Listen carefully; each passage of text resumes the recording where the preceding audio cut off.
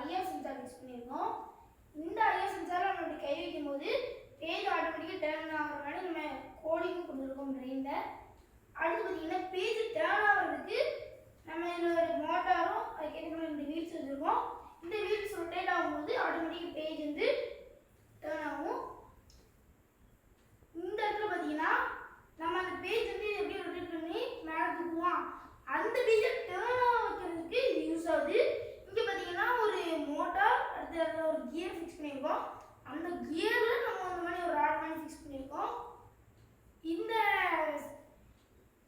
இந்த page turner robot எதுக்கு use ஆகுதுன்னா மெஜிஷியன்ஸ்க்கும் பிளைண்டாக இருக்கிறவங்களுக்கும் ரொம்பவே யூஸ்ஃபுல்லாக இருக்கும். அதே மாதிரி இங்கே இருக்கிற இந்த ரைட் சைடில் இருக்கிற அதே செட்டப்பை லெஃப்ட் சைடில் நம்ம பண்ணால் லெஃப்ட் சைடில் நம்மளுக்கு பேஜ் டேர்ன் ஆகிறதுக்கு யூஸ் ஆகும். இப்போ நம்ம ரோபோட் எப்படி பேஜ் டேர்ன் ஆகுதுன்னு பார்க்கலாம். ஓகே, இப்போ நம்ம இந்த புக்கில் இந்த வீல் ஃபிக்ஸ் பண்ணிடலாம். இது பார்த்தீங்கன்னா இந்த புக்கு சைஸ்க்கு ஏற்ற மாதிரி இது நம்ம அட்ஜஸ்ட் பண்ணுற மூவபிளாகவும் இருக்குது. இப்போ நம்ம இதை மாட்டிடலாம்.